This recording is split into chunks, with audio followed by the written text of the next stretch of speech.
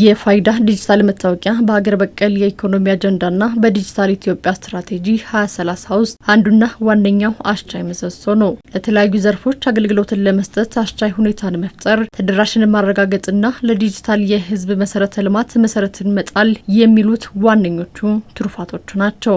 ለፋይናንስ ዘርፉ ወሳኝና የዲጂታል ትራንስፎርሜሽን ጉዞን አንድ እርምጃ ወደፊት የሚያስኬድም ፋይዳ ዲጂታል የማንነት መረጃ ከሁሉም ባንኮች የደንበኞች ባንክ ሂሳብ ቁጥር ጋር የማጣመር ስራንም በይፋ ተጀምሯል።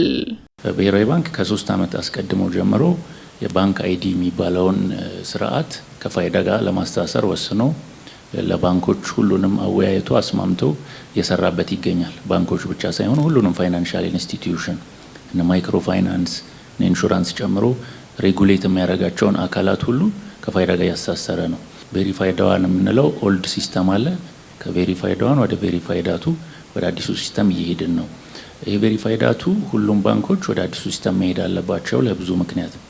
አንደኛው ፕራይቬሲ ነው። የዜጎችን የግል መረጃ በአስተማማኝ ሁኔታ በሚጠብቅ መልኩ የፋይዳ ዲጂታል የማንነት መረጃን ከሁሉም ባንኮች ጋር የማጣመር ስራም ዘርፈ ብዙ ጠቀሜታዎችን እንደያዘ የተነሳ ሲሆን ከዚህ መካከልም ደህንነቱ በተጠበቀ ሁኔታ ገንዘብ ማስተላለፍ እንዲቻል፣ በቀላሉ የብድር አገልግሎትን ማግኘት እንዲችሉና በአንድ ፋይዳ መታወቂያ የሁሉንም ባንክ ሂሳብ ለመጠቀም እንደሚያስችላቸውም ተነስቷል።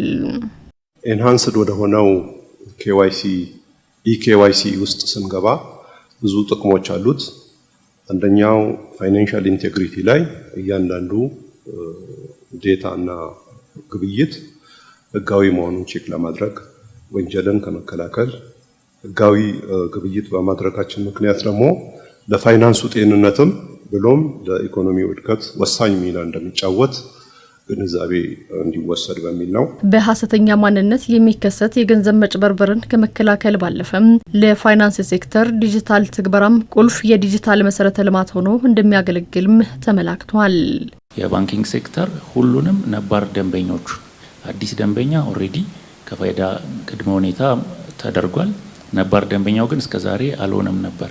ስለዚህ ነባር ደንበኛውን ሃርሞናይዝ አድርግ የሚል ሜሴጅ እያንዳንዱ ባንክ ማስተላለፍ አለበት።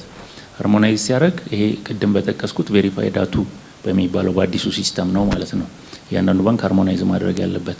ከዛ ደንበኞቻቸውን እየጠሩ ኑና ሊንክ አርጉ ባንካችሁ የባንክ አካውንታችሁን ከፋይዳ ነምበራችሁ ጋር ሊንክ አርጉ የሚል ሜሴጅ ኦሬዲ መላክ የጀመሩ ባንኮች አሉ።